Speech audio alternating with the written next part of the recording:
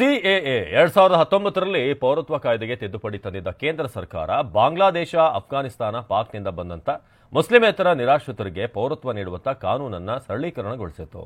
ಆದ್ರೆ ಈಗ ಲೋಕಸಭೆ ಚುನಾವಣೆ ಹೊತ್ತಲ್ಲೇ ಸಿಎಎಗೆ ಅಧಿಕೃತವಾದಂತ ಮುದ್ರೆ ಬಿದ್ದಿದೆ. ಪಶ್ಚಿಮ ಬಂಗಾಳ ಸೇರಿದ ಹಾಗೆ ವಿವಿಧ ರಾಜ್ಯಗಳು ವಿರೋಧ ವ್ಯಕ್ತಪಡಿಸಿವೆ. ಕೇಂದ್ರ ಸರ್ಕಾರದಿಂದ ಸಿಎಎ ಅಧಿಸೂಚನೆ ಜಾರಿ. ದೇಶದೆಲ್ಲೆಡೆ ಪ್ರತಿಭಟನೆ. ಕಾನೂನಿನಲ್ಲಿ ಏನಿದೆ? ಪೌರತ್ವ ತಿದ್ದುಪಡಿ ಕಾನೂನು ದೇಶಾದ್ಯಂತ ಅಧಿಕೃತವಾಗಿ ಜಾರಿಯಾಗಿದೆ. 4 ವರ್ಷಗಳ ಹಿಂದೆ ದೇಶಾದ್ಯಂತ ಭಾರಿ ಪ್ರತಿಭಟನೆಗೆ ಕಾರಣವಾಗಿದ್ದ ಸಿಎಎಗೆ ಅಧಿಕೃತ ಮುದ್ರೆ ಬಿದ್ದಿದೆ. ಲೋಕಸಭಾ ಚುನಾವಣೆಗೆ ಮುನ್ನವೇ ಸಿಎಎ ಜಾರಿಗೊಳಿಸಿ ಕೇಂದ್ರ ಸರ್ಕಾರ ಅಧಿಸೂಚನೆ ಹೊರಡಿಸಿದೆ.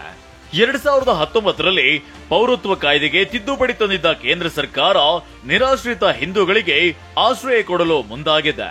ಬಾಂಗ್ಲಾದೇಶ, ಅಫ್ಘಾನಿಸ್ತಾನ, ಪಾಕ್ನಿಂದ ಬಂದ ಮುಸ್ಲಿಮೇತರ ನಿರಾಶ್ರಿತರಿಗೆ ಪೌರತ್ವ ನೀಡುವ ಕಾನೂನನ್ನ ಸರಳೀಕರಣಗೊಳಿಸಲಾಗಿದೆ.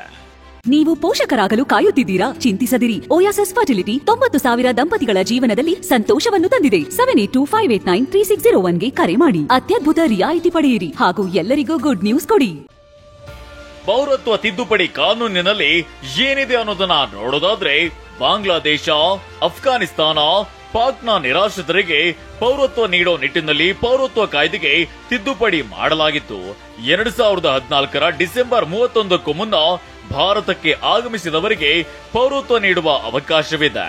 ನೆರೆಯ ಮುಸ್ಲಿಂ ಬಹುಸಂಖ್ಯಾತ ರಾಷ್ಟ್ರಗಳಿಂದ ಬರುವ ಮುಸ್ಲಿಮೇತರರಿಗೆ ಪೌರತ್ವ ನೀಡಲು ತಿದ್ದುಪಡಿ ಕಾಯ್ದೆಯಲ್ಲಿ ಅವಕಾಶವಿದ್ದು 6 ವರ್ಷ ಕಾಲ ಅಥವಾ ಅದಕ್ಕೂ ಮೇಲ್ಪಟ್ಟು ವಾಸವಾಗಿರಬೇಕು. ಈ ಪೈಕಿ ಹಿಂದೂಗಳು, ಕ್ರೈಸ್ತರು, ಸಿಖ್, ಬೌದ್ಧ, ಜೈನ ಹಾಗೂ ಪಾರ್ಸಿಗಳಿಗೆ ಪೌರತ್ವ ನೀಡಲಾಗುತ್ತೆ.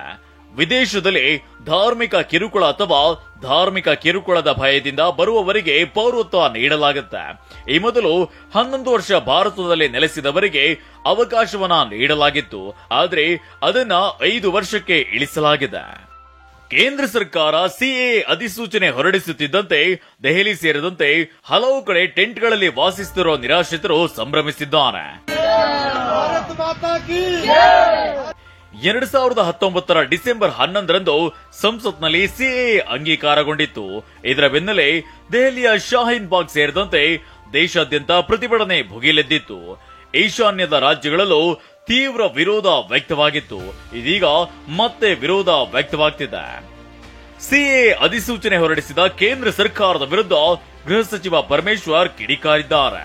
ಚುನಾವಣೆಗೋಸ್ಕರ ಸಿಎಎ ಜಾರಿ ಎಂದು ಎಲ್ಲರಿಗೂ ಗೊತ್ತಾಗ್ತಿದೆ. ಬಿಜೆಪಿಗೆ ಸೋಲುವ ಭಯವಿದೆ. ಹೀಗಾಗಿ ಈ ರೀತಿಯ ತೀರ್ಮಾನ ಬಿಜೆಪಿ ತೆಗೆದುಕೊಳ್ತಿದೆ ಅಂತ ಟೀಕಿಸಿದ್ದಾರೆ. ಅವರಿಗೆ ಗೆದ್ದಿತೇವೆ ಅಂತ ಹೊರಗಡೆ ಹೇಳಿದ್ರು ಕೂಡ ಒಳಗಡೆ ಹೆಚ್ಚು ಸೀಟ್ಗಳನ್ನ ಗೆದ್ದಿತೇವೆ, ಅಧಿಕಾರಕ್ಕೆ ಬರ್ತೀವಿ ಎನ್ನುವಂತ ವಿಶ್ವಾಸ ಕಡಿಮೆ ಆದಂಗೆ ಕಾಣಿಸ್ತದೆ. ಅದಕ್ಕೋಸ್ಕರ ಇಂತಹ ತೀರ್ಮಾನಗಳನ್ನ ಅವರು ಮಾಡ್ತಾ ಇದ್ದಾರೆ. ಕೇಂದ್ರ ಸರ್ಕಾರದ ನಡೆಯನ್ನ ಖಂಡಿಸಿದ ಪಶ್ಚಿಮ ಬಂಗಾಳ ಸಿಎಂ ಮಮತಾ ಬ್ಯಾನರ್ಜಿ ಈವರೆಗೆ ಏಕೆ ಅಧಿಸೂಚನೆ ಹೊರಡಿಸಲಿಲ್ಲ ಅಂತ ಪ್ರಶ್ನಿಸಿದ್ದಾರೆ. ಬಳಿಕ ಕೇರಳ ಸಿಎಂ ಪಿಣರಾಯಿ ವಿಜಯನ್ ಕೂಡ ಸಿಎಎ ವಿರೋಧಿಸಿದ್ದಾರೆ. ಕೇರಳದಲ್ಲಿ ಸಿಎಎ ಜಾರಿಗೊಳಿಸಲ್ಲ ಎಂದು ಪಿಣರಾಯಿ ಪತ್ರ ಬರೆದಿದ್ದಾರೆ. ಇದೇ ವೇಳೆ ಎಸ್ಡಿಪಿಐ ಕಾರ್ಯಕರ್ತರು ರಾತ್ರಿಯೇ ರಾಜಭವನ ಚಲೋ ನಡೆಸಿದ್ರು. ಜಲಫಿರಂಗಿ ಮೂಲಕ ಪ್ರತಿಭಟನಾಕಾರರನ್ನ ಚದುರಿಸಲಾಯಿತು.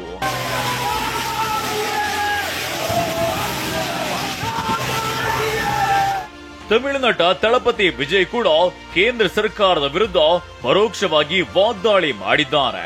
ಲೋಕಸಭಾ ಚುನಾವಣೆಗೂ ಮುನ್ನವೇ ಸಿಎಎ ಅಧಿಸೂಚನೆ ಹೊರಡಿಸಲಾಗಿದೆ.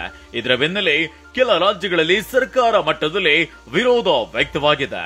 ಇದು ಮುಂದಿನ ದಿನಗಳಲ್ಲಿ ತೀವ್ರಗೊಳ್ಳೋ ಸಾಧ್ಯತೆ ಇದೆ. Bureau report, TV9.